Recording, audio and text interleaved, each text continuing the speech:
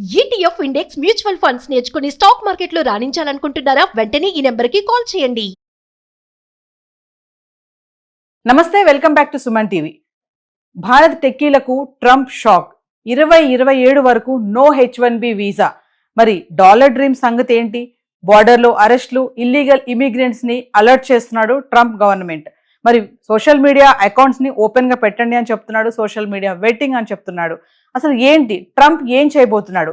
Visa ఉన్న వాళ్ళు కూడా అమెరికా రావద్దు అంటున్నాడు. డిపెండెంట్ వీసా పైన ఉన్న వాళ్ళని కూడా తిరిగి పంపే యోచనలో ట్రంప్ ఉన్నాడు. మరి ఇప్పుడు విదేశాలు వెళ్ళి చదువుకోవాలనుకునే మన విద్యార్థుల సంగతి ఏంటి? వాళ్ళ భవిష్యత్తు ఏంటి?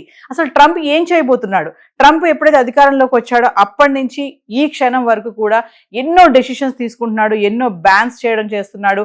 అసలు అక్కడ ఏం జరుగుతుంది? మరి దీనిపైన మరింత సమాచారం అందించడానికి ఈరోజు మనతో పాటు స్టూడియోలో ఉన్నారు founder and chairman of global Telangana association నుంచి విశ్వేశ్వర్ రెడ్డి గారు. సార్తో మాట్లాడారు. నమస్తే సార్. నమస్కారం సార్, రీసెంట్ గా టెక్సాస్ గవర్నర్ గ్రెగ్ అబాట్ ఎవరైతే ఉన్నారో ఒక నోటీస్ అయితే ఇచ్చారు. మరి H1B వీసా ఎవరికి లేదు, 2027 వరకు రాదు H1B వీసా అని చెప్పేసి అంటున్నారు.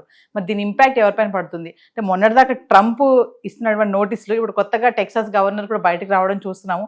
ఏం జరుగుతుంది అంటారు అసలు? అంటే యూజువల్గా immigration law is the federal law. అంటే to give the description about it, యూఎస్లో డిఫరెంట్ టైప్స్ ఆఫ్ లాస్ ఉంటాయి. Family law, real estate law, incorporation law, అంటే various sectors. But immigration law is the federal law. Actually US immigration అనేది 50 స్టేట్స్కి US ఎక్కడైతే territories ఉంటాయో అక్కడ కూడా పనిచేస్తుంది అది. సో ఈ స్పెసిఫిక్ కామెంట్ టెక్సాస్ గవర్నర్ తీసుకున్న నిర్ణయం ఏంటంటే, వాళ్ళ యాజ్ అ టీమ్గా మాట్లాడుకుంటుంది, government agencies in Texas state, తర్వాత యూనివర్సిటీస్ ఇన్ టెక్సాస్ స్టేట్, అందులో కొంత 2 టైప్స్ ఆఫ్ పొజిషన్స్ ఉంటాయి. కొన్ని పర్మనెంట్ పొజిషన్స్ ఉంటాయి, కొన్ని కాంట్రాక్టింగ్ పొజిషన్స్ ఉంటాయి, కొన్ని H1B వాళ్ళకు కూడా ఇస్తారు అవకాశం. ఎందుకంటే ఇట్స్ అన్ ఎడ్యుకేషన్ సెక్టర్ కాబట్టి వేరియస్ కంట్రీస్లో ఎమినెన్స్ ఉన్న ప్రొఫెసర్స్ని ఇక్కడ రిక్రూట్ చేస్తారు. Not only education, they will look after some technology advancement కోసం. కానీ యూనివర్సిటీలో ఎక్స్ట్రాడినరీ స్కిల్స్ ఉన్న వాళ్ళకు కూడా H1B ప్రోగ్రామ్ కిందకి వస్తారు వాళ్ళు. కొందరు J1 కింద వస్తారు, రీసెర్చ్ ఫెసిలిటీస్లో ఉన్న వాళ్ళు. సో ఈ స్పెసిఫిక్ ఏంటంటే, మనకు ఇక్కడ టెక్సాస్ స్టేట్లో స్కిల్ లేకపోతే అప్పుడు మనం బయట నుంచి తీసుకురావాలి. సో ఇప్పుడు వాళ్ళు ఏమంటారంటే, we will have an education and we have an experience. So ఇటువంటి అప్పుడు మనం బయట నుంచి తీసుకోవాల్సిన అవసరం లేదు. ప్లస్ ఈ మధ్య జరుగుతున్న సంఘటనలు టెక్సాస్లో ఏంటంటే ఫ్రాడ్యులెంట్ యాక్టివిటీస్ చేస్తున్నారు అనేది ఒక మెసేజ్ వెళ్తుంది. ఈ మధ్య మీడియా కూడా మీరు వీడియోలు చేసి ఉంటారు, వాళ్ళు ఇళ్ళకి వెళ్ళి మైకులు పట్టుకొని మాట్లాడుతున్నారు చూసారు. సో అందులో భాగంగా అది పబ్లిసైజ్ అయింది, తర్వాత సోషల్ మీడియాలో బాగా వైరల్ అయింది. సో ఏంటంటే మన జాబ్స్ వేరే వాళ్ళు తీసుకెళ్తున్నారు అన్న మెసేజ్ వెళ్ళడం వల్ల, so to restrict, governor decision తీసుకోవాలి కదా, స్టేట్ గవర్నర్. మోస్ట్ రీసెంట్గా టుడేస్ యాక్షన్ ఏంటంటే, అటార్నీ జనరల్ ఉంటారు కదా అక్కడ, ఏదైతే స్టేట్ అటార్నీ జనరల్ కూడా ఏదైతే ఈ ఇన్వెస్టిగేషన్ జరుగుతుందో ఇప్పుడు, ఒక యాంకర్ వెళ్ళి బయటికి అన్ని విషయాలు బయటకు తీసుకొస్తుంది, దానిపైన ఇప్పుడు ఇన్వెస్టిగేషన్ చేయమని చెప్పేసి గవర్నమెంట్ ఇనిషియేట్ చేసింది. సో ఇప్పుడు టెక్సాస్ స్టేట్లో ఉన్న మేజర్గా ఏదైతే గవర్నమెంట్ ఏజెన్సీస్, స్టేట్ గవర్నమెంట్, దీనిలో ఫెడరల్కి సంబంధం లేదు, స్టేట్ గవర్నమెంట్ ఏజెన్సీలో పనిచేసేవాళ్ళు, అదేవిధంగా యూనివర్సిటీలో పనిచేసేవాళ్ళు, స్టేట్ యూనివర్సిటీస్. మళ్ళీ జనరల్ ప్రైవేట్ యూనివర్సిటీలో ఇబ్బంది ఏం లేదు, మళ్ళీ private universities H1B can be work. Only state universities, అంటే ప్రతి రాష్ట్రంలో స్టేట్ యూనివర్సిటీ ఉంటాయి, ప్రైవేట్ యూనివర్సిటీస్ ఉంటాయి. సో ఆ స్టేట్ యూనివర్సిటీ వాళ్ళకి రిస్ట్రిక్ట్ చేస్తున్నారు అది, అంతే తప్ప మనకి ఇమ్మీడియట్గా వచ్చే ఇంపాక్ట్ ఏం లేదు. మేజర్గా ఇండియన్స్, ఎస్పెషల్లీ తెలుగు పాపులేషన్ ఉండేది ఏంటంటే, అన్ని ఏరియాస్లో ఉంటారు. Commercial clients, federal clients, state clients క్లియర్గా ఉంటుంది.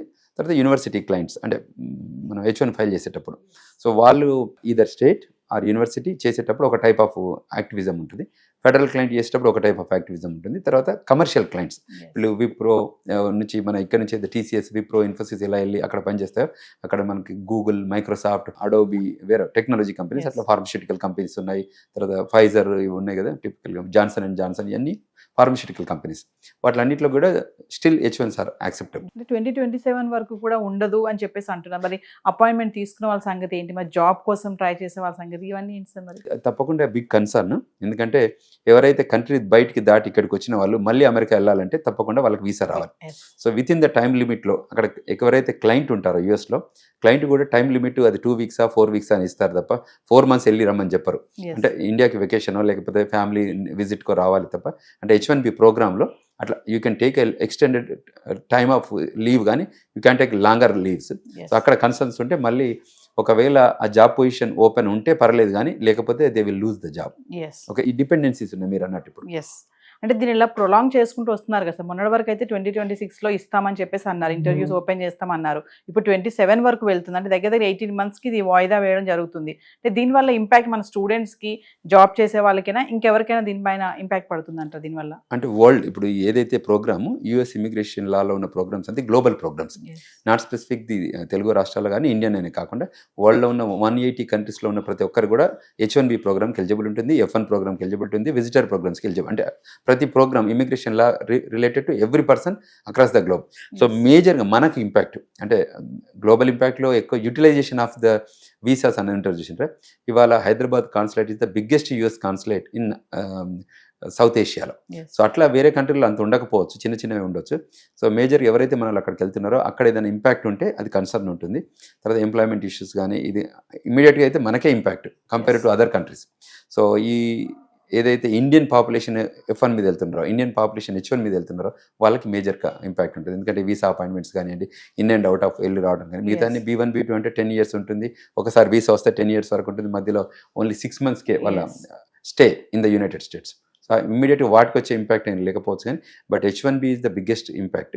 అండ్ ఆల్సో F1 ప్రోగ్రామ్లో కూడా ఎవరైనా అపాయింట్మెంట్లు, వీసాలు, స్కెడ్యూల్ ప్రాపర్ కాకపోతే వాళ్ళకి కూడా ఇబ్బంది అవుతుంది. కొంతమంది అంటున్నారు సార్, అంటే మన వాళ్ళు అక్కడికి వెళ్ళి తక్కువ శాలరీకి జాబ్ చేస్తారు, దానివల్ల అక్కడున్న సిటిజన్స్కి జాబ్స్ రావటం లేదు అనేది ఒక వాదన అయితే వినిపిస్తుంది. ఇది నిజమే అంటారా? కరెక్ట్. సో ఎలా జరుగుతుందంటే ఈ మోస్ట్ రీసెంట్ ఇప్పుడు ఒకప్పుడు యూ కెన్ హైడ్ థింగ్స్, ఇప్పుడు everything is the digital age, everything is open. So మన వాళ్ళు అక్కడికి వెళ్ళేది అంటే H1B ప్రోగ్రామ్ మీద వెళ్తాం, మనం F1 మీద టిపికల్గా ఫస్ట్ ఏంటంటే స్టూడెంట్ వీసా మీద వెళ్తాం. స్టూడెంట్లో ఓపీటీ, స్టెమ్ ఓపీటీ ఉంటుంది. దాని తర్వాత H1B ప్రోగ్రామ్కి లాటరీకి వెళ్తాం.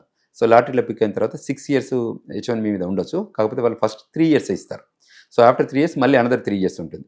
సో అందులో భాగంగా వాళ్ళు వర్క్ చేస్తున్న దానిలో ఎక్కడైనా కన్సర్న్స్ ఉంటే దాన్ని మనం అడ్రస్ చేసుకోవడానికి మళ్ళీ టీమ్స్ ఉంటాయి. ఈ స్పెసిఫిక్గా ఏంటంటే H1B ప్రోగ్రాంలో చాలా కొత్త కొత్త చేంజెస్ వస్తుంటాయి కదా. సో ఆ చేంజెస్ని కూడా అడాప్ట్ చేసుకుని ముందుకెళ్తుంటాం అన్నట్టు. సో ఎక్కడైతే యుఎస్ లాస్ అప్లై అవుతుందో, ఇప్పుడు మనకు తెలిసి ఇప్పుడు ట్రంప్ అడ్మినిస్ట్రేషన్ వచ్చాక చాలా ఎగ్జిక్యూటివ్ ఆర్డర్స్ వచ్చాయి. ఆ ఎగ్జిక్యూటివ్ ఆర్డర్స్లో కూడా కొన్ని డైనమిక్ చేంజెస్ ఉన్నాయి. సో వాటిని కూడా మనం తీసుకునే దాని మెథడ్ని బట్టే తీసుకోవచ్చు. బట్ ఓవరాల్గా ఏంటంటే కేస్ టు కేస్ వ్యారీ అవుతుంది. సో ఈచ్ స్పెసిఫిక్ కేసు మేము అడ్రస్ చేస్తున్నాం. అంటే యాజ్ అన్ ఆర్గనైజేషన్ కూడా వాళ్ళకి ఇన్ఫర్మేషన్ ఇవ్వడం కానీ, తర్వాత వాళ్ళ ఆఫీస్ నుంచి కూడా వాళ్ళకి ఎడ్యుకేట్ చేయడం కానీ, ఈ పర్టికులర్ ఏరియాలో మీరు ఎంగేజ్ అయితే బాగుంటుంది అనేది చెప్పడం కూడా జరుగుతుంది. Thank you sir. Thank you very much.